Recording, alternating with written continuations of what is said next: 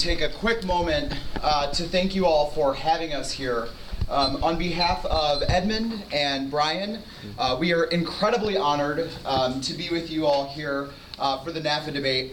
As the chairperson indicated, this is our last tour, or our last stop on the tour, and we have had such an incredible time here in Japan because of the hard work of many people.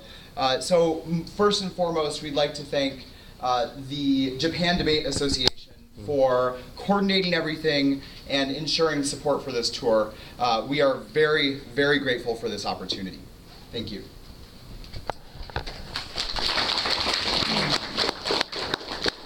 I will now begin my speech. Contention 1 is inherency. The consumption tax cannot pass the Diet. This is according to Yomiuri Shimbun on May 31st, 2012.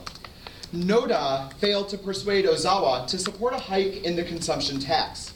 Ozawa remained opposed to the tax rate increase. Therefore, it is unclear whether the bills can pass through the Diet.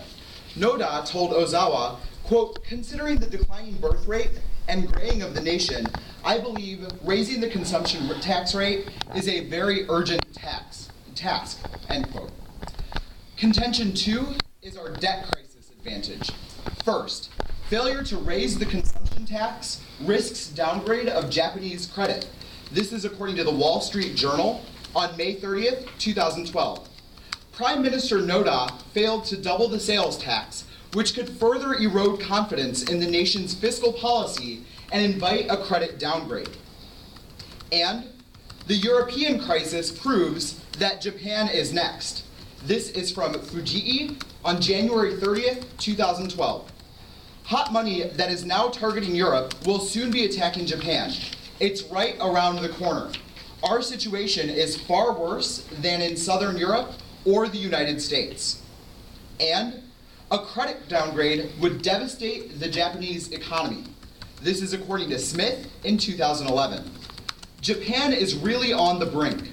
A new credit downgrade will be devastating to their economy.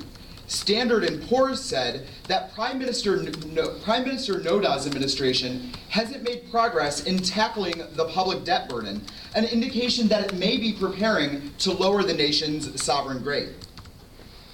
Thus, Edmund and I offer the following plan.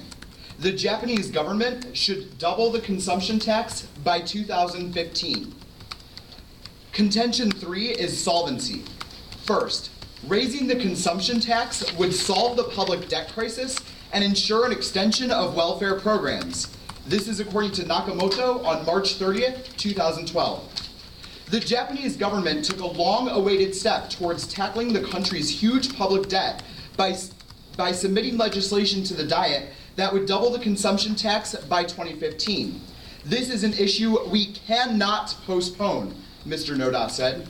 Japan's rapidly aging society requires urgent measures to balance the burden of paying for social welfare among all members of society. And only a consumption tax can prevent Europe-style meltdown and the cancellation of benefits. This is according to Tabuchi on May 22nd, 2012. Japan could eventually face a debt crisis akin to that afflicting Europe, and Noda is staking his job on a plan to double the consumption tax to 10%. That increase is necessary to pay for soaring welfare costs and pension payments. And a perception of the tax alone will reassure foreign investors. This is according to Tabuchi on May 22nd, 2012. A lack of new policies to stabilize public finances could lead to a further downgrade, but it also said that progress in fiscal policy could lead to better ratings. The OECD joined the finger-wagging over Japanese debt, urging Tokyo to stick to its plans for a tax increase. A top priority is to implement the government's proposal to hike the consumption tax rate. And finally, the aging crisis in Japan will destroy its savings. This is according to Rimkus on April 19th, 2012. As people become old, they tend to spend their savings rather than accumulate more. Already about 30% of Japan's population is elderly. According to a study, savings rates in Japan decline markedly after people turn 50 years old. I now stand ready for cross-examination. It's examination time for the next. Okay. May I ask you? Sure. Then contention 3, you said that public debt can be solved by consumption tax. Then how much tax revenue is necessary to solve it? Well, we argue that just even the perception alone that the Japanese government is taking measures, is going to be enough to reassure foreign investors. So the amount, like the dollar increase, is less important than the signal that the affirmative plan sends. So, sorry, go to contention 1. Okay. So your program under the status quo is that lacking tax revenue, right?